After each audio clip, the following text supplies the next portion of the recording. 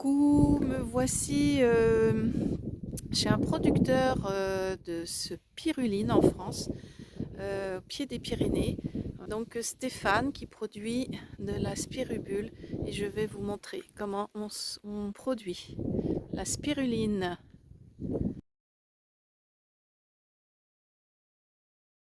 Justement, c'est ce qu'on était en train d'aborder avec monsieur, c'est la qualité de l'eau. Il faut de l'eau le plus pure possible, un bon air, évidemment, et voilà, et une eau riche, puisque c'est donc le but, c'est que la spiruline puisse puiser dans son milieu tout ce dont elle a besoin. Donc moi j'ai mis beaucoup de...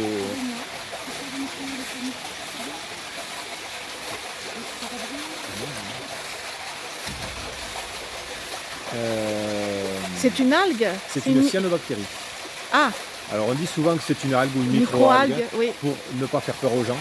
Parce Ouais. que quand on évoque cyanobactérie, Eh oui. il y a le mot bactérie dedans. Mais c'est une bonne bactérie. Voilà, c'est une bonne cyanobactérie. C'est parmi les premiers organismes vivants à être apparus sur Terre il y a 3 milliards d'années. Ah ouais.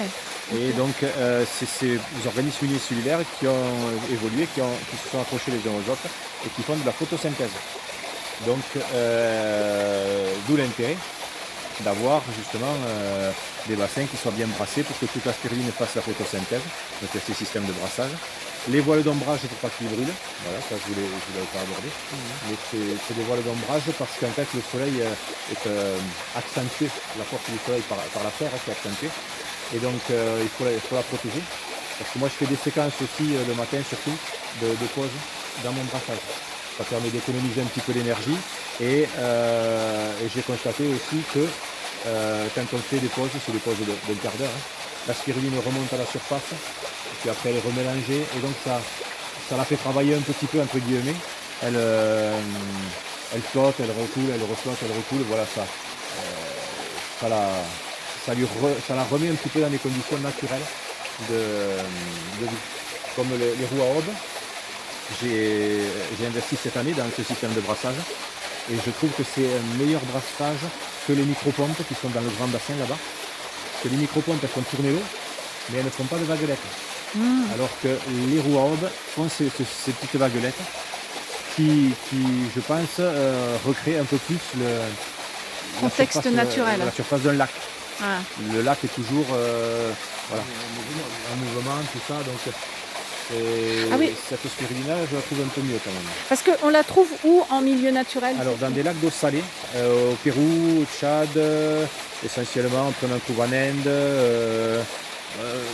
Voilà, maintenant qu'on la recherche, on en trouve un peu partout. On a même trouvé une souche en Camargue, dans les marais salants de Camargue. Mais là, voilà, ont été sélectionnés environ 3-4 souches pour leur facilité de production. Donc ces souches-là, la seule différence qu'elles ont, c'est leur forme. Moi, celle que j'ai qui flotte beaucoup, c'est celle qui est très très spiralée. Ça fait vraiment un ressort très très serré. Ensuite, il y a une autre qui est spiralée un peu plus large. Et la dernière forme, c'est ondulée.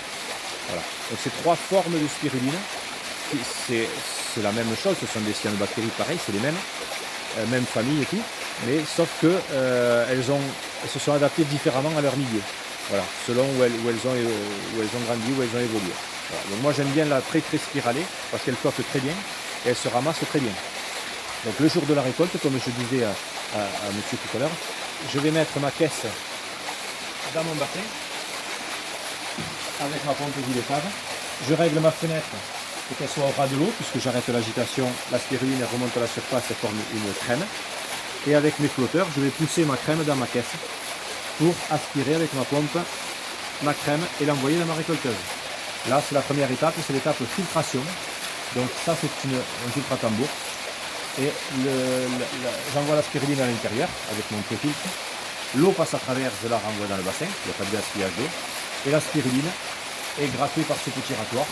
Et ensuite tombe dans cette gouttière-là. Et je la récupère de l'autre côté dans un tissu. Et du tissu, ensuite je la transfère dans un seau. Voilà. Donc là, je récupère une crème assez onctueuse, assez épaisse, pour ensuite pouvoir la presser. Voilà. Donc ça, c'est la première étape, étape de filtration.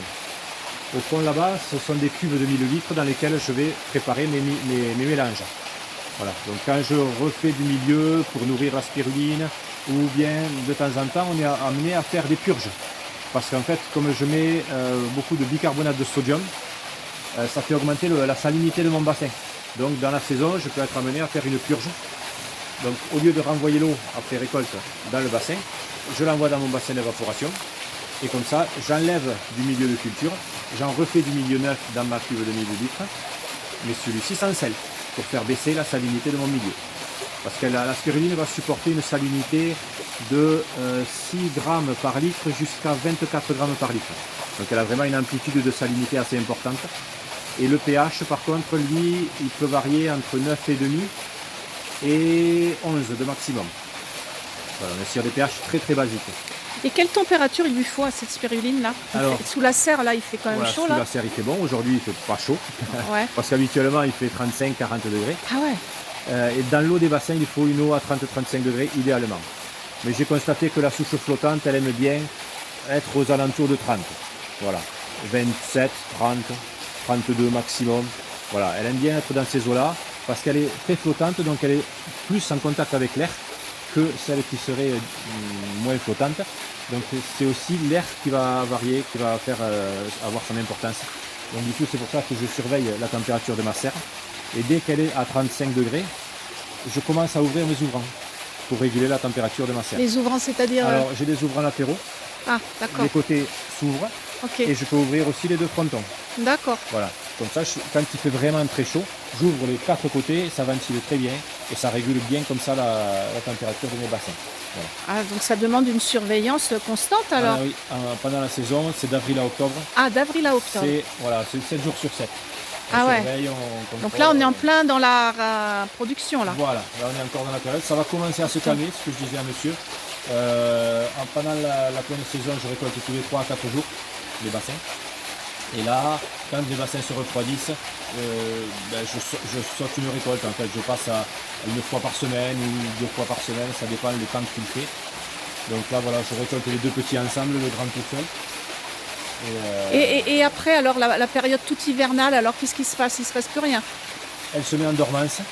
Et donc là, c'est la période pendant laquelle voilà, moi je suis un peu plus calme. Je peux aller vendre ma spiruline. Je reviens sur les marchés parce que monsieur vient de Bagnères et je ne suis pas allé depuis un petit moment. La vidéo date de l'an dernier, je crois, l'année d'avant. Donc j'ai amélioré des choses entre temps.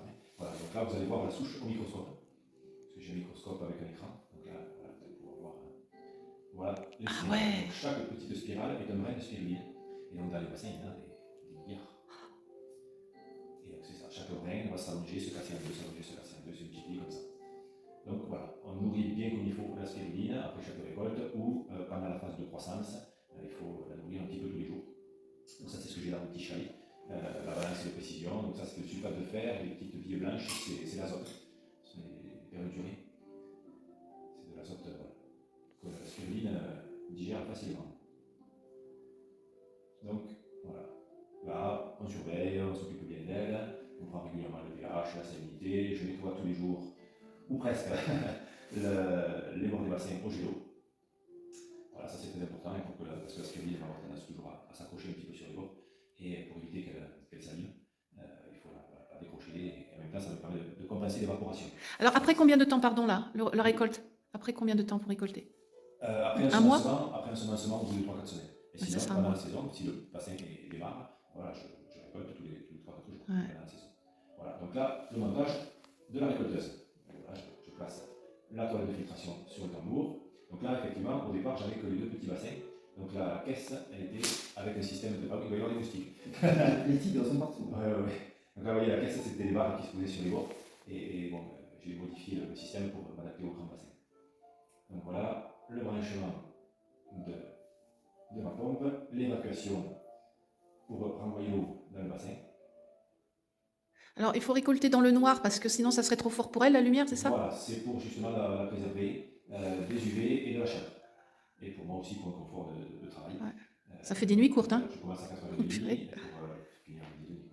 Donc vous voyez là, j'ai mis le petit système de barrage et on voit bien la crème qui commence à rentrer dans la caisse. Voilà, là j'ai allumé ma pompe. Voilà, c'est vraiment par souci de qualité de la spiruline. Voilà, ça tourne à cette vitesse-là. la récolteuse, et l'eau qui sort, elle est claire. Donc ça, c'est signe que la filtration est bonne. Donc là, à ce moment-là, j'avais pas mis le tissu. Elle sortait un peu crémeuse comme ça, un peu pâteuse, mais j'avais pas encore mis le tissu dans lequel je fais, à la sortie de la gouttière, une autre décantation pour qu'elle soit encore plus onctueuse. Ça permet au pressage qu'elle soit vraiment bien pressée uniformément. C'est un beau verre, hein, c'est un Oui. verre Oui. bien foncé. Donc voilà, là, on aperçoit un petit peu le racloir à l'intérieur. Et là, c'est le système de canne avec flotteur que je me suis fabriqué pour pousser la crème. Vous voyez. Et ça permet d'accélérer la récolte, de diminuer le temps de la récolte. Parce qu'en fait, voilà, plus ça va aller vite, et mieux c'est pour la spiruline et pour moi aussi. Donc là, voilà, la récolte dure à peu près, cette phase-là, à peu près 1h30. 1h30 le matin pour filtrer. Donc pendant que le premier seau est plein, je vais le mettre en presse. Je vais le mettre à la presse sous vide, pendant que le deuxième seau se remplit. Donc c'est bien, ça permet ce système de récolte de là, ça permet d'avoir quelqu'un qui travaille pour nous. Parce que sinon, avant, il faisait avec des grands cadres de récolte et une toile de filtration tendue dessus, il faisait couler l'eau, il fallait être là avec la raclette et racler, et remettre de l'eau, racler, et ainsi de suite. Voilà la préparation de la presse. Donc, le tissu, les grilles, hop, un petit coup de désinfectant. Donc l'important, c'est vraiment qu'il y ait un bon brassage d'air dans le séchoir. C'est vraiment l'air qui va sécher les hydrater la spiruline, et quand les spaghettis sont secs, vous voyez, il remonte. Voilà, ça qui est comme ça. Pareil pour les sarments aussi. Donc les spaghettis, le signe pour voir s'ils sont bien secs, c'est quand on pêche la clé, ça tombe tout seul.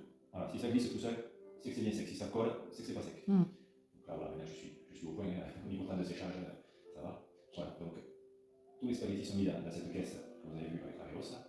Et les tagliatelles, qui vont devenir mes sarments, je les attelle délicatement. Donc là, les sarments, le plus difficile au départ, ça a été de trouver la bonne consistance de la spiruline pressée, de la spiruline fraîche.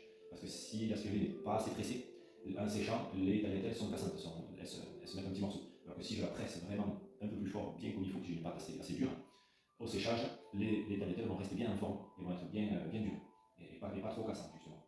Donc là, voilà, c'est trouver bien le juste milieu entre la pâte trop dure, où on ne peut pas tourner la manivelle parce qu'elle est trop dure, et pas assez dure, où ça va être tout cassant à la sortie. Donc voilà le concassage de mes spaghettis. On va aller délicatement pour obtenir un clip paillette. Voilà. Et c'est là qu'on se rend compte du peu qu'il nous reste à la fin. Ouais. De 10 kg, il reste 2,5 kg. 2,5 kg, ça fait à peu près 25, ça fait 25 sachets. Donc c'est pas énorme. C'est pas cher, même. Pardon? Les sachets de 100 grammes, ils sont à 20 euros. Non, Ouais. non, ils sont à 17. Je les vends à 17 € le sachet. Ils sont 70 kg, un sachet. Ça, 70 kg. Voilà. Oui, pour une bonne journée. C'est pas mal. Voilà, donc là, c'est stocké comme ça dans ces caisses alimentaires. Comme c'est saisonnier, tout est concentré là dans 6 mois. Donc mes revenus sont concentrés dans 6 mois. Donc là, c'est vrai que pour l'instant, je n'ai pas pu me sortir de salaire depuis le début. Mais avec le dernier grand bassin, normalement, je vais avoir suffisamment de spiruline à vendre pour en fait pouvoir dégager un peu de bénéfices. Donc voilà, le remplissage des sachets. C'est pour ça aussi qu'on a fait les bulles, pour faire un complément de revenus aussi. Donc ça, c'est un morceau de serment. Voilà, un petit morceau de ça. D'accord. Merci beaucoup pour cette visite. Avec plaisir. C'était vraiment très très intéressant de voir tout le processus.